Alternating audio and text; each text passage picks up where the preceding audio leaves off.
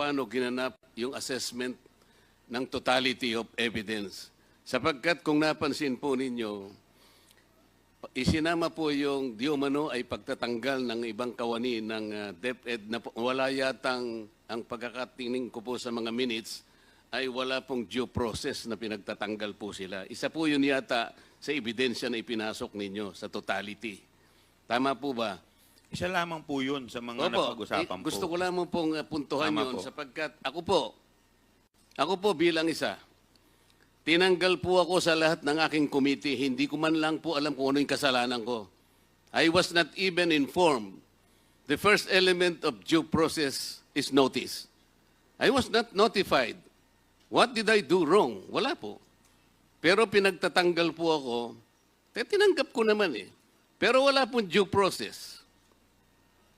Yung po ang gusto kong ipaintindi rin. Pati nga